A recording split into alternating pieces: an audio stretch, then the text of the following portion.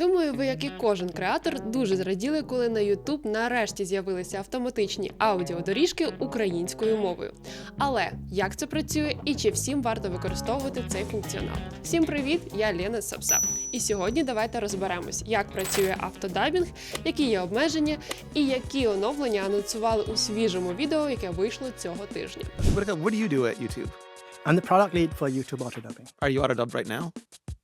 I will be. You will be. You probably will be. Що таке автодабінг? Це функція YouTube, яка автоматично перекладає та озвучує ваше відео іншими мовами. Тобто ви один раз записуєте відео англійською, а YouTube генерує додаткові озвучені версії іншими мовами. І глядач у своїй країні може почути ваше відео своєю мовою.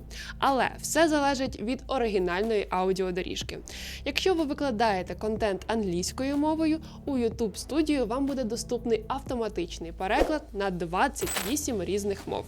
Якщо ж ваш контент українською, наразі автоматичний переклад доступний лише на англійську.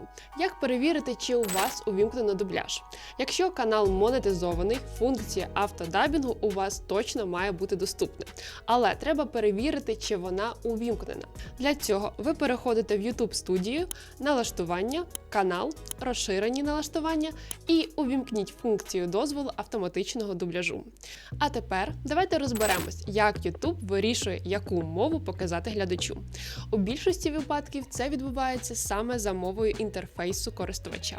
Тобто, якщо в людини інтерфейс YouTube українською, система покаже українську доріжку. Якщо інтерфейс англійською, відповідно англійську доріжку.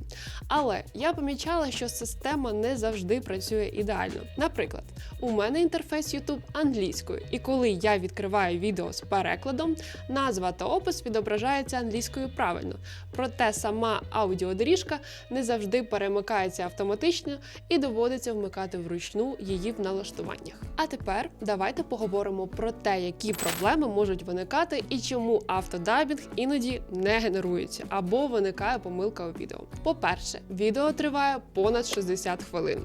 Так, зараз дабінг доступний лише для відео до 1 години. По-друге, відео не містить усного мовлення, а лише музику або мінімальну кількість розмовного контенту. Третя причина – занадто швидкий темп мовлення, через що дубляж може бути нерозбірливий. І остання причина – у відео є сторонній захищений контент і заявки Content ID. І якщо ви плануєте використовувати автодабінг, дотримуйтесь декількох порад. Завжди правильно вказуйте мову відео під час завантаження. Це допомагає системі точніше розпізнати мовлення і створити коректний переклад. Намагайтеся говорити чітко. Також варто уникати накладання голосів.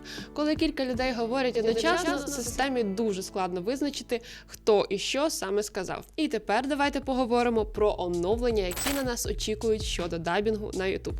Насамперед, це технологія Expressive Speech, яка дозволяє зберігати інтонацію, емоції та енергію оригінального голосу під час перекладу, щоб дубляж звучав максимально природньо і був ближчим до реальної манери мовлення автора. Також нам обіцяють інструменти редагування, щоб у майбутньому можна було коригувати автоматичний дубляж і робити його точнішим. Крім цього, тестується функція Lip Sync – це синхронізація руху губ із перекладеним аудіо, а також переклад тексту на екрані.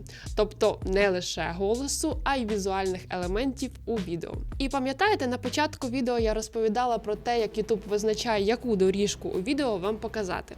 Так ось, скоро це можна буде налаштувати точніше самому глядачу. Тобто, самі глядачі можуть вказувати свої бажані мови в налаштуваннях, щоб не отримувати автодубляж у тих мовах, які вони і так розуміють. Система буде орієнтуватися не лише на мову інтерфейсу, а й на персональні мовні вподобання.